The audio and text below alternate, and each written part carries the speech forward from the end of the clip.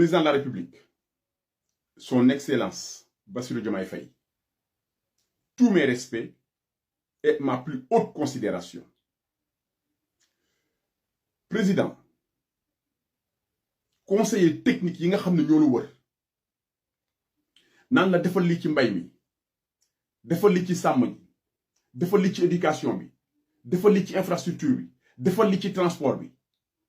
président am na loo xam ne bu ñu la ko waxul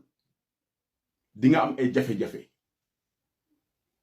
mooy la formation des jeunes président urgence la ndax yow da ngaa yor jeunesse boo xam ne mënatuñu xaar tey jii waroon nañoo toog dégg ne Pikine Guédiawaye Diamaguène Thiaroye Fatick Rufisque Dakar Plateau xale yi ña ngay rang pour lan pour ay formation yu leen proposé état du jox ndaw liggéey état li ko war ak ndawam mooy mu former la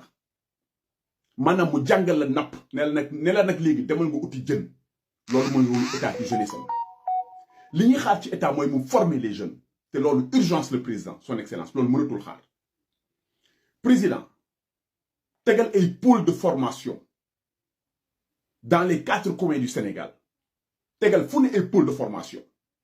moo xam ci électricité moo xam ci plomberie moo xam ci menuiserie moo xam ci affaire couture moo xam ci ay salon de coiffure moo xam ci carrelage waaye président ndaw ñi dafa jot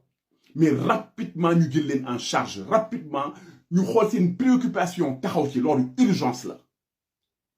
dëgg la li ngeen di def yëpp baax na gis nañ ministre Mabouba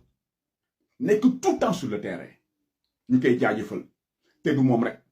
gis nañ ñoom Balla Moussa Fofana gis nañ ñoom El Malick Ndiaye gars yi ñu ngi liggéey caaxaanuñ te boolewuñ ko wax ju bari mais président de la République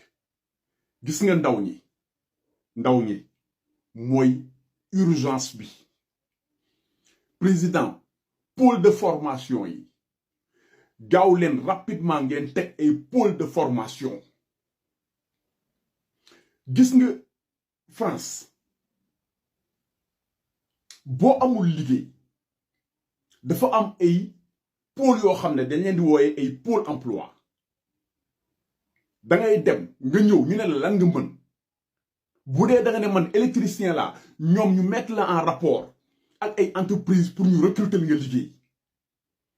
bu fekkee da nga ñëw nga ne man awma métier li ñuy njëkk a def mooy xool yow ban métier nga mën a def ñoom ñu jël ko manager la fexe ba nga def métier boobu am formation moo tax ma ne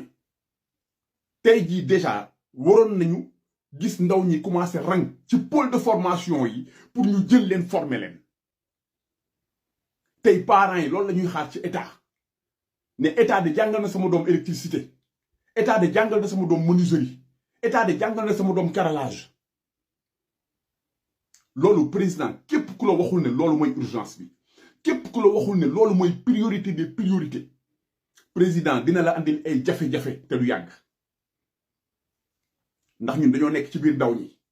di leen gis di leen dégg xam na ñuy xalaatee xam la ñuy wax tey ñoom ñëpp ñu ngi toog di xaar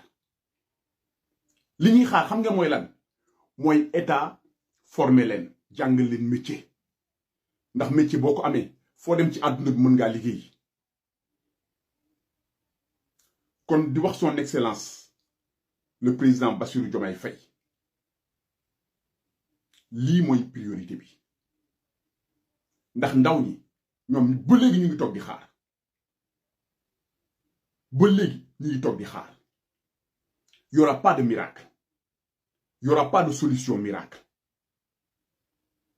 état mënul jox ndaw ñëpp liggéey c'est impossible waaye état mën na leen former te ndaw ñi formation boobu la ñuy xaar kon lépp lu ñu def ci programme te jëmmaluñu pôle de formation yooyu def ay centre de recrutement Pikine Bargny usine Ñaari Tali Tëngéej Thiès Kaolack Diourbel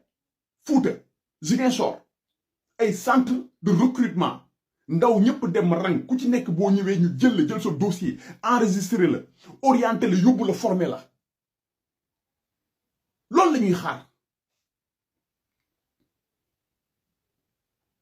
te loolu dafa nekk benn volonté politique man tey bu ma demoon FMI wala Banque mondiale dama naan leen samay ndaw laa bëgg a former loolee may jàppale leen ma ci la formation des jeunes xale yu jigéen yi laa bëgg a former am na ci ay xale yu jigéen yu bari yoo xam ne bu ñu mënoon tey métier coiffure daal di ubbi seen salon